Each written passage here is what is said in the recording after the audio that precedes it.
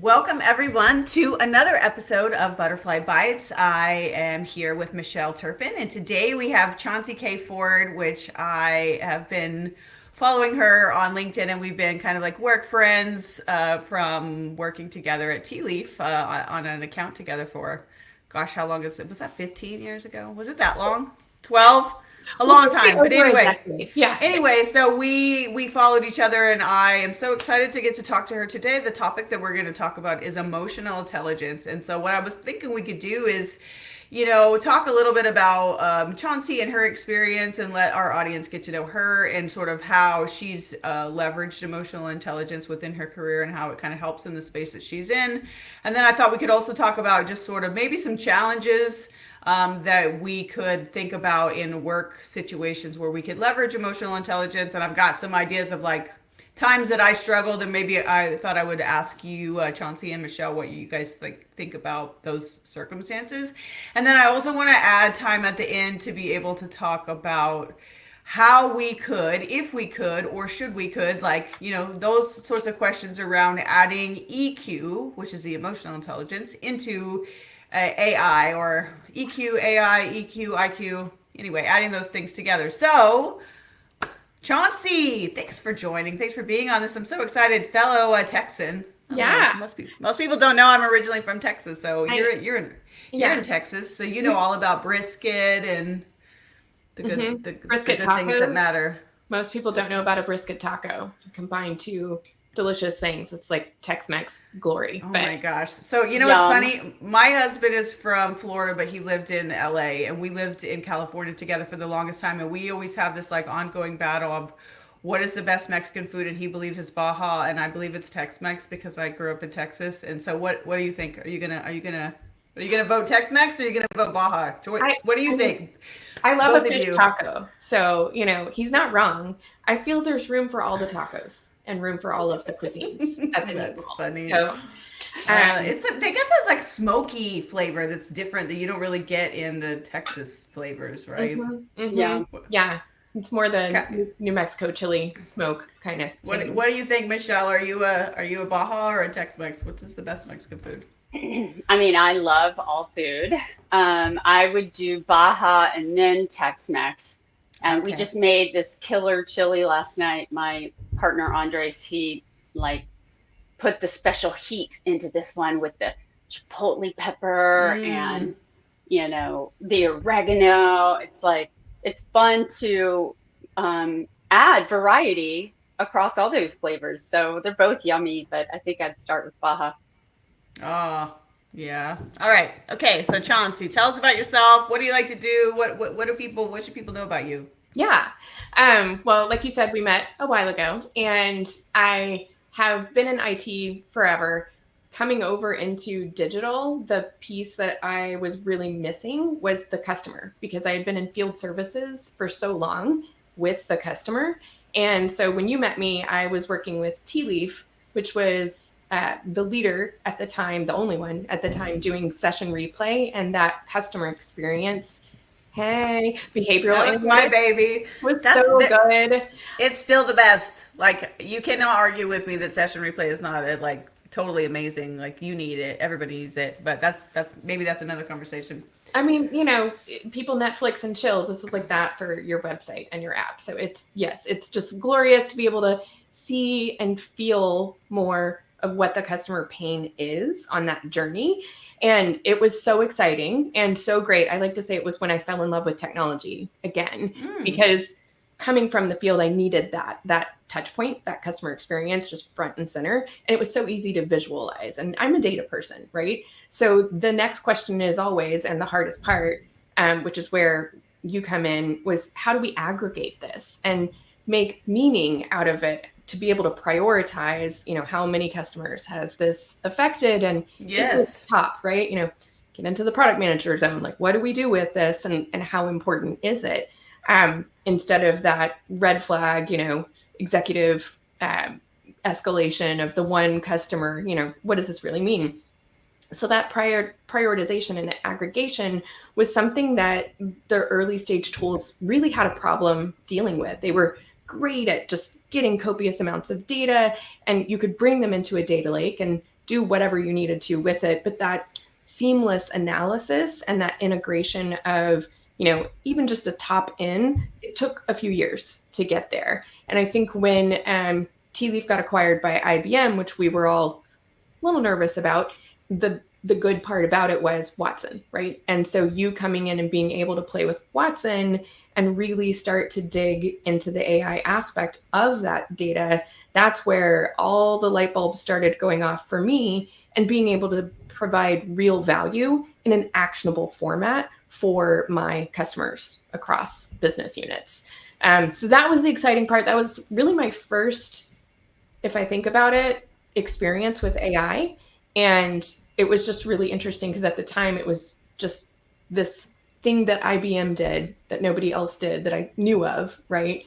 It was my first access to AI. So yeah, and I love that you bring that up in relation to the topic today of emotional intelligence, because before I started working as the product manager for Tea Leaf, one of the things I was able to do, I worked at Travelocity. They have this fantastic usability lab. I don't know if you've ever heard of companies actually having their own on-site user research. So you could go in and you could bring, people, real users, or sample. You're the ideal profile. Come use our site, and they have these, go through this exercise and speak out loud while you're doing stuff and tell us what you're thinking, and kind of like understanding why they navigated down this weird path instead of actually going.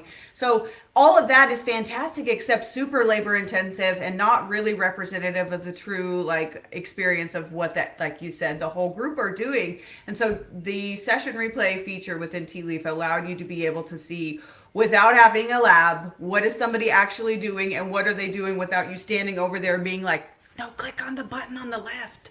No, it's over there. And so that was amazing. But I also really liked the use case that you and I worked on together, because the premise for me was, my intuition says math can do things with data, but I don't know if it's true. Let's see if we give some great math, this great data, can it determine things? Can it derive insights that are of value? And we actually found that it could. And again, because this was 10 or 15 years ago, now we can come around and say wow, people really are leveraging that capability now and making sense of things, and not just, being able to derive insights and aggregate and do the things that you're doing, but really push humans past what they were be able to do prior to that. So you're in product management now. Is that what you're doing? I am. I was, and I'm also program management. I'm going through a candidate market fit program right now to really figure out what I want to do. Y'all may have heard of Phil Terry. He has a Never Search Alone program, and I am a moderator for a job search council. So we're all kind of at the same stage in our career where we've done 2 or 3 things really well, and we're trying to figure out that best next career move, which sometimes ends up being consulting, doing your own thing, because you've had all these experiences that you want to blend together, but maybe there's a role for me at a specific company. So that's kind of what I'm going through right now. And I have just a couple things in the hopper. So that's cool. So we'll see where it lands, but it's nice to have people who know me and have worked with me, as well as this peer of just unbiased folks in the industry who are also kind of at the same stage to really bounce things off of. So it's interesting, but yeah. I didn't even know that existed. I know. That's amazing. It's like a secret society, but not so secret anymore, because there's podcasts and everything out there about it. But yeah. Of course, right. Well, that's exciting. I just want to real quick react to what you guys were describing there with IBM, and the timeline that you were there. In that timeline, I was immersed in the unified communications as a service ecosystem, and really building that out and bringing webcasting into what was, more web conferencing, right? Because there is a difference in the technology and the way that it delivers the content ultimately to the end user. Anyway, so at the time, IBM was I ran a strategic account team here on the West Coast of digital media sellers with West Corporation. IBM was our largest client for digital media services. So IBM was really utilizing our underlying video platform to do a lot of its marketing, also to do a lot of its partner marketing. I was federated into IBM at the time. And so we were doing quite a bit of marketing work with them, helping them derive the data from these webinars, essentially, right? The ultimate application that's leveraging this is a webinar that's capturing leads. And then we were able to integrate and build an API to help them take that interactive data from the webinar, whether it was a poll reaction or answering a question or, something like that, dump it directly into IBM, and took it all the way from lead to revenue for IBM to track that. And I mean, IBM is just this, this mammoth that has continued to stay through time. And what I wanted to say is that I think they were really early to AI. And so I was there when Watson, kind of came out. And I remember a lot of enterprises having a lot more questions than they are having now, which is bizarre, about what does it mean, for you guys to protect my data using Watson. Right. And it's just so interesting, right? It was 10 to 15 years ago. And it wasn't until ChatGPT democratized it, same thing for that industry. It wasn't until Zoom democratized and allowed the consumer the ability to leverage the technology that, we've gotten to this current place that we're at.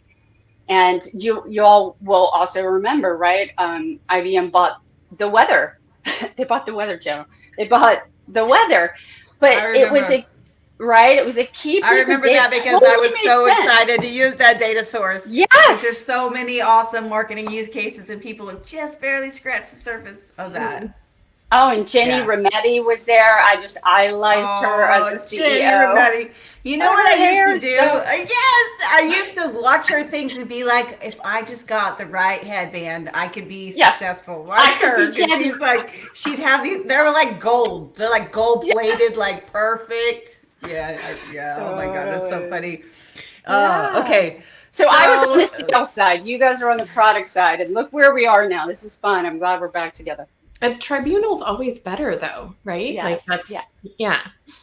Okay, so if our topic is emotional intelligence, I thought maybe we could all individually sort of share, like, why is that valuable in the business world, and maybe just our thoughts on, like, what are you good at? What is hard for you? What do you see people struggle with? Just any of the things sort of around that, because I don't think it's something that everybody wants it, but I don't think everybody has it, or So let's let you go first since you're our guest. Okay. When you were talking about the usability lab, first off, that's amazing. That's quite a luxury, right? As having great data is a luxury for a lot of people. I did not realize this until I worked at a place where I did not have great data. And when you start to see the impact of these different resources, it goes back to that accessibility. This should be democratized. So data should be easier to manage, because it just seems like a table stake for any foundation of any company or business idea to just start that growth trajectory. So for me, the democratization of data is not a new concept, but we need to work on accessibility. And I think that's something that AI has impacted more than anything else. Just, I know everybody, I think my mom has even used ChatGPT, which is like, what? It's out there, and that's great. And we've used AI for a while in different ways within applications, not realizing it with the suggestions and pattern matching different data that's being fed into those algorithms. Those are forms of AI, but the emotional intelligence side of it is missing. And it's like the progression that we saw with voice of customer data when we started looking at the data, and then aggregation is that first step to just tame it and understand patterns and do something with it, get it to where it's actionable. And that second layer was sentiment analysis, which it helps with tone and understanding, but again, it's not within the full context. And I liken it to usability testing, which was really the first time that you have a script, though. You're feeding that person, it's not just the camera over their shoulder. You're feeding them like, hi, I would like this outcome to happen. And here are some tips on some steps that I want you to try out. And that recipe keeps getting more just packed with different ideas for that person to have in their head. They're not really going through an organic experience at that point. They're acting out the script that you've asked them to, and there's definitely insight there. Not just that, there's a person standing over them in a position of authority, making them feel judged, even if there's no wrong answers. Just speak out loud. It's fine if you don't know what you're doing. And then they're like, okay, I really want to please you. It's just human nature. Yeah. You're not going to be as open. And you hear people's tone and it gets a little bit more formal, right? They start changing their words.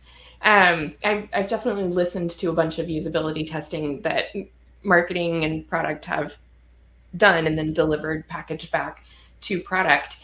And there's something much more organic about just watching sessions happen and getting that behavioral analysis data in and making sense of it. So I think that the approaches combined, there could be something there. And yeah, it's just understanding that recipe and understanding, again, what's the outcome? What are we really trying to get to? Because I think we've touched upon this before. It's not necessary for every application, but for the ones that it could be helpful, we need to define that so that we know what we're trying to get to, as opposed to just, let's try a bunch of things. And here's the script that we think is going to work. What are we really looking for a success at the end? What is that? Are you saying that some AI use cases don't make sense to have empathy and, you know, like if you're just trying to find out how to order, like right now I'm dealing with the issue on my laptop with work. I need a new charger, but for some reason there's all this red tape of like, why can't I get a new charger? So I should be able to just type into some chat thing, this is the problem, I need a new charger, and they should just know, and they should have my address on file, they should send me a charger. That should not require a human. Yeah. And I don't necessarily need the chat thing to be friendly or kind. I just need it to be efficient. Right. But as and that I would think lower we were your frustration. We were talking about therapy use cases and some other healthcare use cases that definitely need like a bedside manner. Yeah. It's, you know, a phone tree of any kind of support.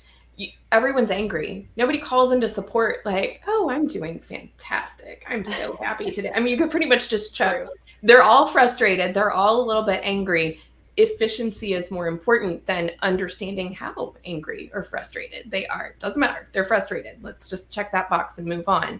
So and humans aren't even good at that. Yeah. I've worked in a call center. It's really hard to let somebody be pissed off and not want to fight back. It's really hard not to feel your own emotions going up and you're like, I don't even know you. This doesn't matter. You're just trying to like get a refund for the $24.95 that we overcharged you or something, and like, why are we fighting? Yeah, I'm glad you're bringing this up. What I'm hearing us pull apart is like, you know, obviously the service industry is more ripe for this type of opportunity than other use cases because of the need to be compassionate and kind.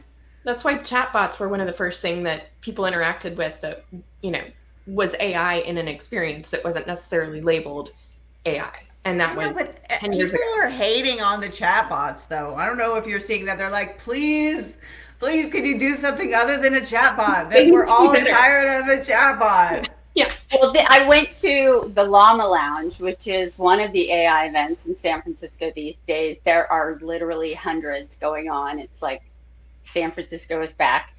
And this is an AI event put on by Jeremiah Owyang. And he had it at AWS. He's had it, you know, down in Palo Alto. This one was here in the city at SAP. And you have 10 startups that, you know, are featured. So they're there doing demos and then they do a pitch to the group. And then VCs and funders are there with the founders. What? And sounds awesome. Oh, yeah. And so Jeremiah Owyang, check this out. The AI agent framework is something that he's developed that kind of takes the AI agent from the data layer, you know, all the way out through the chatbot and, you know, into things that then can take tasks for us and become an agent, right? And of course, there was a customer service agent that they're pitching. And of course they're pitching the, sales business development agent. But one of the places did, which was clever, is they turned it into a hologram. And so to the point of, we're talking about the user interface in a way, right? Like the experience that the end user is leveraging for the model. And it was cool. So it like created this woman, and she would talk to you, and they were like, well, and then we realized we could just have this in retail stores, and it's very interesting that you're talking about people becoming sick of the chat GPT, because we're gonna see all forms. And of course, Elon Musk launching the robot. We saw that form that now you can buy for $30,000 in your house. And Andres is like, what does it do? I watched the demo, but what does it do? People, I don't even want a little robot that's this tall, that's on wheels, that does supposedly nothing but sing and dance. I don't even want that in my home, because I tell my husband, I'm like, it's watching us. Yeah. And it has the camera in there somewhere. It's got our entire house plan mapped. It hears everything we're saying. I know. We started getting ads the other day, and it started happening again. They're like, bring me into your home. I'm safe.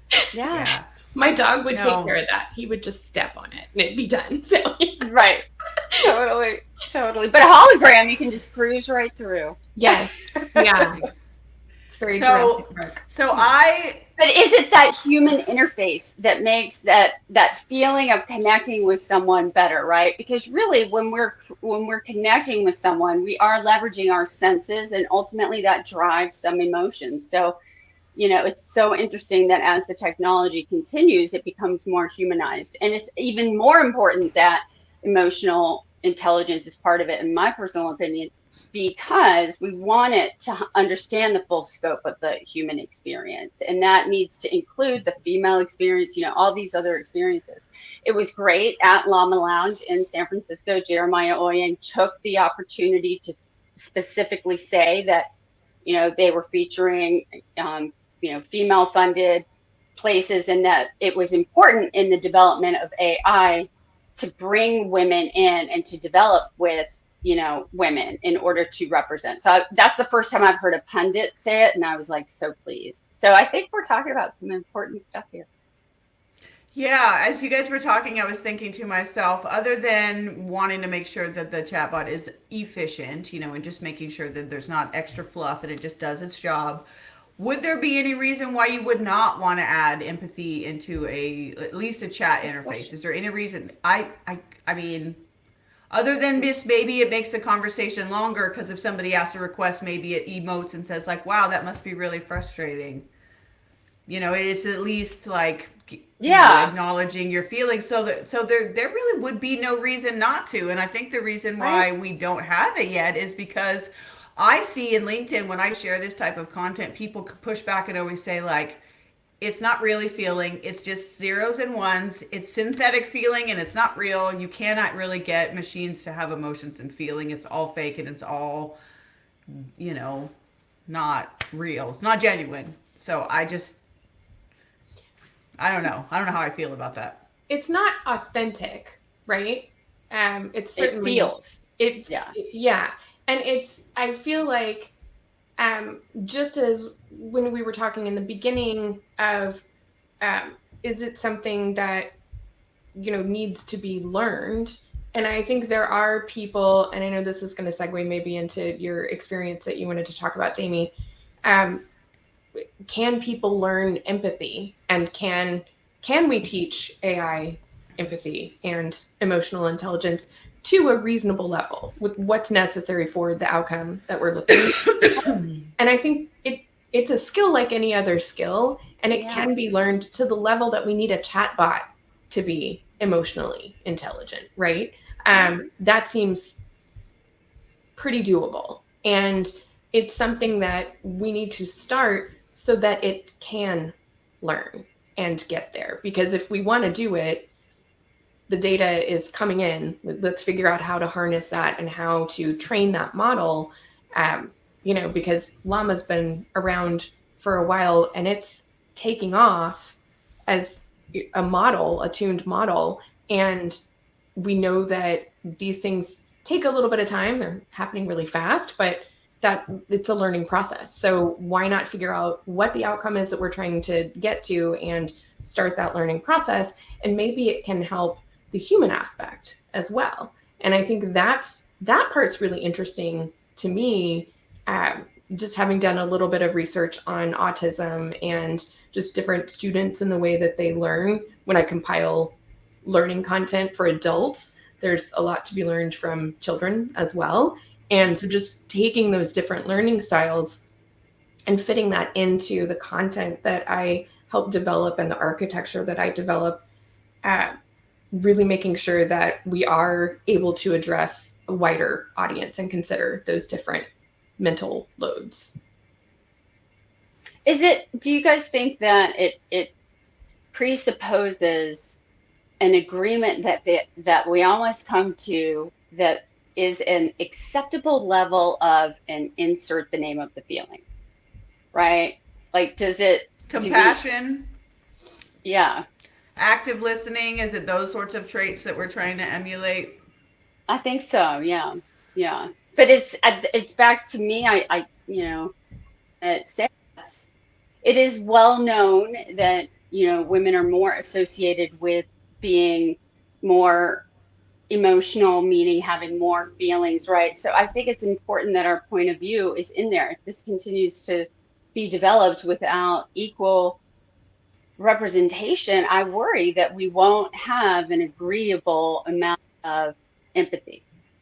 Yeah, and if I have a chatbot and it's being kind and it's being compassionate, I want it to be because that's what's best for the human, not because the chatbot found that its outcomes will be more successful if it does, you know what I mean, in a manipulative kind of way, because that's all that these machines are doing is they have the goals and they work towards the goals. And if the goal is to do this, then they could potentially persuade and manipulate and use emotional intelligence in a bad way.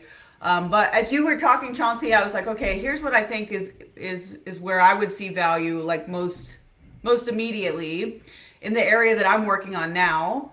So for the emotional intelligence, there's this concept of being able to receive and to be able to identify, like if you and I were talking and you started to get elevated in your pitch or you started to seem like you were angry, then I might say, oh, I'm receiving a signal that I should, something is weird. So there's the receiving part, but then there's also, okay, now that I've received that from you, how should I respond? And I think we're talking about all these use cases where the chatbot is responding empathetically. But I work in an area in my day-to-day world in MarTech, I work in a lot of personalization, and it's all, how do I show the customer what we should show them in every moment possible, and for every customer. And sometimes that means show them a 10% off offer, but sometimes it also means offer a phone number they can call for proactive support, or there's all sorts of different, and we call them offers. So in offer decisioning and offer management, being able to receive the emotional component of like sentiment, but more than sentiment, being able to receive that and know what is the appropriate social cue to to inform the decisioning tools for the offer. To decide when you're arbitrating against who gets what, having that additional context, I think, would be valuable, especially when you're dealing with text-based things, right? Because without that, if they're just clicking, how can you tell? Now, I did work at my last company. They were able to do some really cool research with mouse movements where you could supposedly determine somebody's emotional state based off the way they use the mouse. But that's very labor intensive computationally, and you have to get every single XY coordinate of the mouse. And so most people aren't down for doing that.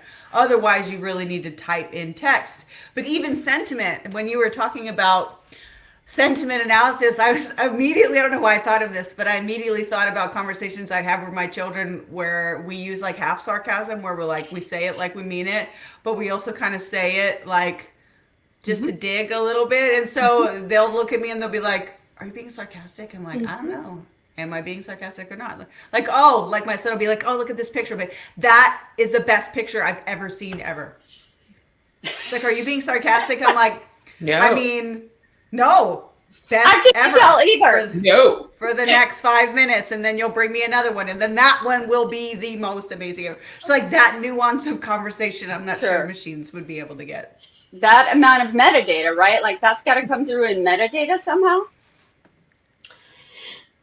And Is that also a- cultural. So there's a cultural. So even as humans, I'm sure you guys have experienced times where you're like for example, a few weeks ago, I was doing an interview with a woman who was very buttoned up, British lady, very serious, and I was using all this like just trying to warm her up, just being just I don't know what was wrong with me. I was in a mood. You were so just meta. trying to make jokes and be like, hey, you know, Friday. I don't know. So it was not a cultural. You was having a human experience. It was not a good match emotionally. No? We Okay. were not matching. It's the reading the room, right? And I feel like, Exactly. is that what we need to AI to be able to do? And it's a little bit of that, right? Because even for MarTech offers, you know, knowing the difference between, do they just want a discount and that's why they're taking forever and kind of flailing around with things in their cart, or do they seriously not know what the tax is or the shipping cost is, and they need to talk to somebody or whatever, you know, whatever the. So I've got a really good example. Oh no, my thing is battery low. I'm gonna have to get my charger. But here's a good example. So this is an actual use case that somebody has said to me before. Hey, we're a healthcare company. We're a hospital, right? This is a hospital talking about personalization, and we're talking about what could go right, what could go wrong. And they're saying if a woman went into the hospital to have a baby and did not have a positive outcome, we don't want her send her things of like the first pediatric appointment, like you know what I mean. And so that is the type of thing that needs emotional intelligence. How would you derive that from the data? I don't know. You'd have to specifically put that in the rules to say that's important. Yeah. Right.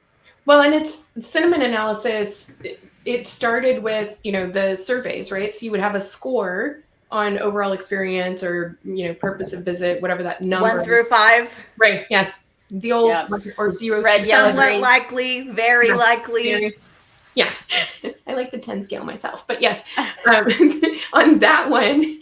And then you have the comments, and you know, you've seen those like best site experience ever, and they give you a 0, right? So that's where the sarcasm, you could train it if you had qual and quant together to, you know, if this and this, then. Oh, yeah. It's like if the comment said something like, thanks so much for those 4 hours I spent on hold. That will never get back in my life. You're like, they said thanks. They're happy. Positive. Yeah. No. Well, 4-hour hold time. That's good. We should do more of that. So I wanted to ask you, just especially since I don't know if my headset's going to last. So I want to ask you this question. So, okay. I have experienced situations in my life in many different times in my careers where I felt a conflict within a team or within a boss or within a situation or where I felt distress, right?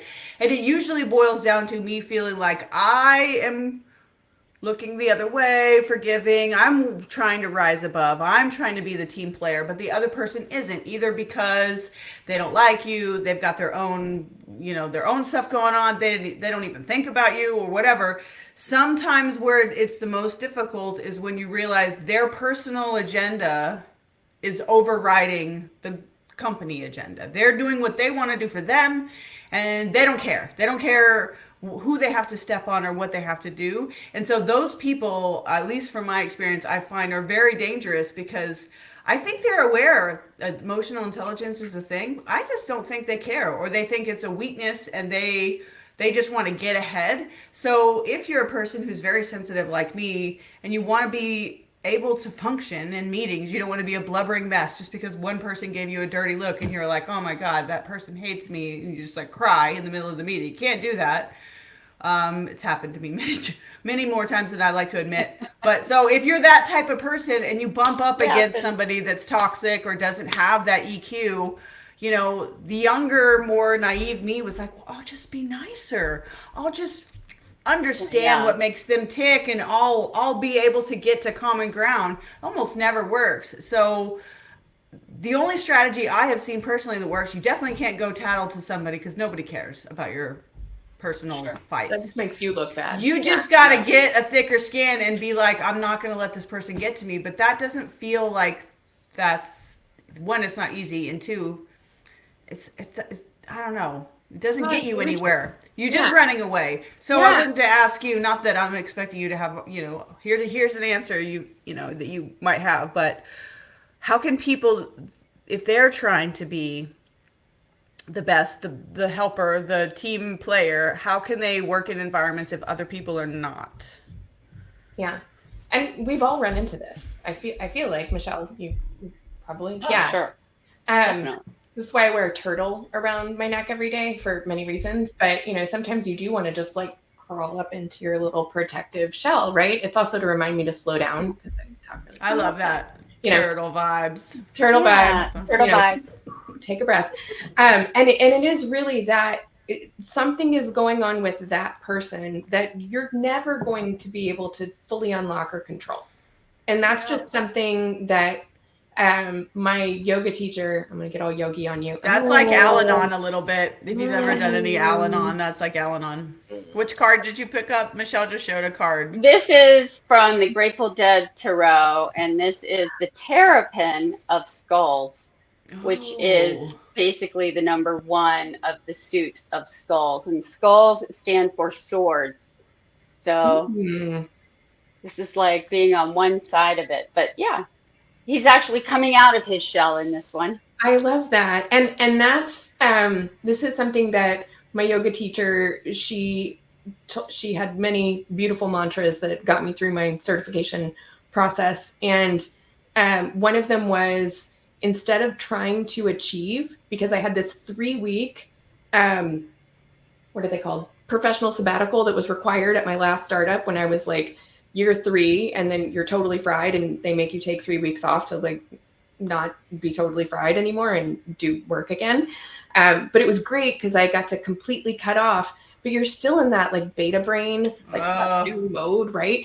And so she said something that she said several times since then in classes that I'll join, and I know she's looking at me, but she'll say, instead of trying to achieve, be open to receive.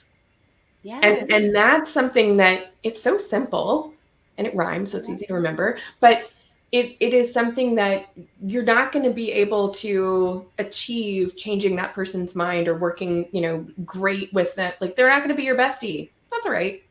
Just, be open to it.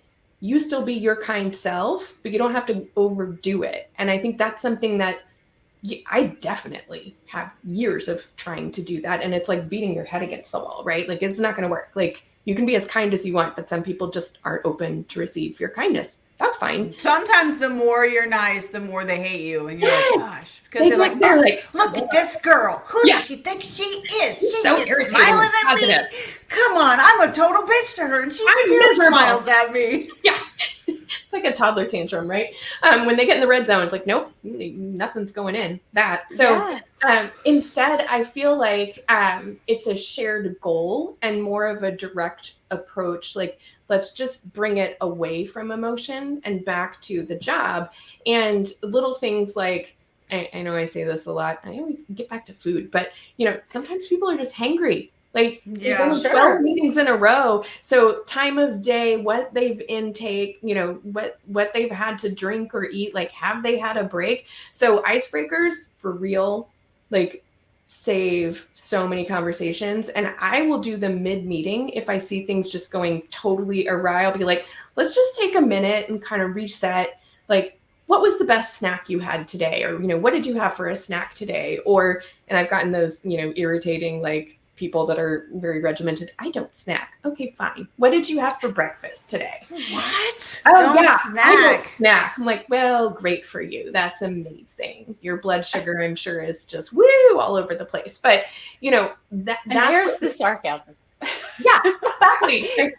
This is the nuance of conversation. I mean, that's the reality. It tells you so much about a person. I can't even tell you. Or just what's in your cup, and if it's ice water, fine, or whatever. But sometimes people will have a lovely, like, mint green tea or something. It gives you insight into the person, but it also gives you insight into their, like, level of cognitive ability at that time. Like, I have had a break all day, and And then you end the meeting a little early because you're not going to accomplish whatever the heck it was that you wanted to accomplish anyway, because this person's hangry or irritated or just not into it. You approach the subject, but you don't look for closure within that meeting. You end the meeting early, you schedule something for the next possible moment, like the next day, and they'll hope, and you end it and say, you know what? That reminds me, I need to go get a snack. Let's end a few minutes early so we can all do that, and we'll touch base on this tomorrow. That way, hopefully they'll remember to eat something the next day and come in a better mood and appreciate the fact that you saw them as a human. Like, even if they don't like you, you gave them a few minutes back. You reminded them to be a human and yes, thing. yes. You know what you're making me think of? I always bang the remote is totally worth it, and it's just as good, and because I'm a remote worker and I don't want people to think that I'm just sitting around watching soap operas when I should be working, when I'm genuinely working. But when you said that, I was thinking about all the different times when I was in an office where I could say to somebody, hey, I'm going to go get a cup of coffee. Do you want to come with me and go into the break room together? And then sometimes you're making small talk. Oh, what'd you do this weekend? Oh, my kids watched this thing. Did your kid watch this? And you're just talking while you're making coffee, and just it builds that relationship. And you don't get that opportunity to do that in the same way remote. No, I don't feel like I have that relationship with my coworkers like I would in person. We don't. The only person would be Michelle, because Michelle and I, we do all these podcasts and we talk on the phone a lot. Yeah. So, yeah, we're able to build that relationship, but it wouldn't have been that way if we hadn't have, put the time in. But you know what? Icebreakers are so smart. And I love you, Chauncy, for taking us through that and allowing us to also sort of experience what that's like, because it really is about reminding, of being a person, and being human. And I dare say that women leaders do this a little more, or maybe people who identify as women. I don't know. It just seems to feel that way. And we were even discussing it. I'm on the advisory board for the University of San Francisco's School of Management Women in Leadership program. And that's one of the things that they provided us was, all these great resources. You guys should check out the course, Women in Leadership with University of San Francisco. A lot of different icebreakers to use. And it's just, I think, just sharing these simple tools with each other helps to permeate that humanity, which is going to be, at the end of the day, empathy is somebody being able to feel what another human has felt, which really relies on the fact that they've probably also we've all been hangry, we've all need to leave early because we got to go pick somebody up, etc. Right? And so at the end of the day, really, it's about bringing in this human experience into the data, into the models, and finding a little bit of fear in like, wait, does the robot become too human then? I don't know, but we need more accessibility development for sure. That focus on accessibility, making it more widely available to all people, not just women, not just men. We are not just two things. So anyway, I'll pause there. Turtles need it too. Yes. Yeah. Definitely. We're those people that stop on the side of the road and get the turtle if it's in the road and move it over. And my son, he always says, Mom, I don't ever see anybody else do that. It's always just us that does that. I said, no, other people do it. They're just not on the road at the same time that we're on the road, or we got out first. Yeah. Something like that. I think my husband had a turtle when he was a kid, so he's like, it's like his pet is everywhere. We all like turtles. We're big turtle fans in this family. Turtle vibes, yay! Turtles. Yay. All right. Well, so here we are. We're kind of rolling around towards the end of the hour. Let's see. We covered everything. Is there anything else you think you guys want to add, or things we haven't talked about yet? Let's see. I'm looking. We talked. One of the things I wanted to make sure we just discuss is like, okay, so if we all agree emotional intelligence is necessary as a human, and we want other people to treat us with empathy, and we want systems to have that, how do we get it into the systems? And I think we talked about that a little bit, but we also talked about the challenges of sarcasm and nuance and cultural differences, and how it would be really challenging to have one sort of library of like, this is how you're supposed to treat somebody, and like an Potentially dangerous. API. I don't even know how you would do it. An API Yeah. that you would call to be able to say based off this. Yeah, but thinking about the chat GPT thing, it's making me realize, because I've actually built some chat interfaces, and one to one, I sent a message, I got this, I sent a prompt, I got a picture. That's not that hard.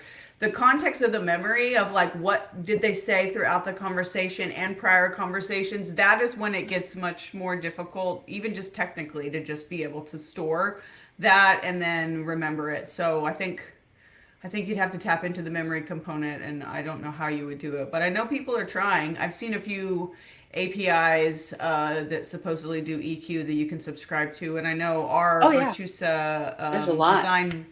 our design head Eric Walker, he posted something recently about how you need to have EQ in design in general. So Yep. I'm glad people are thinking about it. And I like what Chauncey you're saying is defining the outcomes is, and I think that brings us to that point of being open to receive what that outcome is. And when you're building a product, to have ability to have that conversation, this is what we're looking for towards success, so that you begin to, I think that makes you, more ripe for building accessibly. Well, and I think Damie, kind of showed me there how not to be restricted by that outcome. So again, it comes back to that having an outcome, so we know where we're going, but being open to receive whatever happens along the way. Because this is all new. Yeah. And it's, chain of thought prompts. Yes. Right? Yes. As opposed to, because it's that memory module. How much do we retain to make this useful? And, what's the compute power that's needed? And could we make this available and accessible to everyone? So those are, Yes. And we all have been in somewhat of a sales role, even if you're just in product. Sometimes you still have to sell it to the client, and so we would have to, in order to get business buy-in, we'd have to roll this up into a KPI that you could tell somebody like, oh, it's valuable because you'll make more money. Right. You'll make more money here. You'll spend less money here. You'll have less problems here. Your customers will be more happy. But it all, like, business people are not altruistic, unfortunately. So we'd have to point it to a KPI. Yeah, it's brand recognition, customer satisfaction, all of those attributes would shine. So yeah. So anybody in the audience that's listening, if you know of a great startup that does this type of thing, I'd love to hear it. Or if you are building something, or you want us to try something and test something, maybe a team that has a great usability lab, you want to like brag about them and what they're doing, that would be awesome. And just any thoughts you guys have on why emotional intelligence is important for AI systems, we'd love the comments and anything you guys want to share. Also, I am very excited. Can I give a teaser for next episode?